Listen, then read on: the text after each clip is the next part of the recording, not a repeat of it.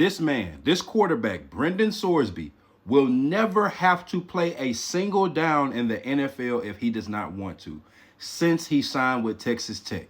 The details of his NIL deal, these alleged details, are unheard of. Like, his new deal with Texas Tech is on the books for 1 year, $5 million, while receiving a lifetime 1% royalty on all oil and gas revenue in West Texas and a one-time payment of $10 million, bro. Texas money is different. This is on the heels of him visiting LSU. So he left LSU, left Coach Kiffin, bro, went to Texas Tech. They threw this at him, which is 2 blank checks, and said, you choose. He was already the #1 quarterback in the transfer portal, bro. This is day 3.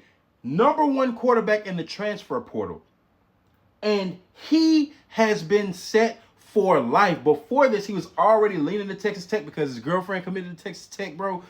But this man left LSU and just got a 1% royalty on oil and gas revenue in West Texas for the rest of his life, regardless if he plays another down or not. That's alleged now, but it's looking real secure. Because I have a new appreciation for Coach Nick Saban, man. I have a new appreciation for Coach Saban. You want to know why? Because I remember when Coach Saban was offered the Texas job, and that was the only job I was afraid of losing him to, because they had the money.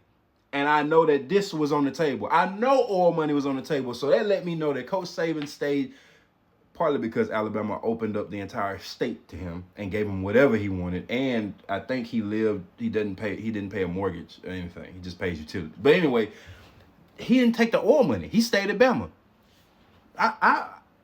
This man, Brendan Sorsby, just cashed out. This is wild. It's not saying it's not deserving, because if you check out his numbers, he's been at Cincinnati, Wisconsin, and now Texas Tech.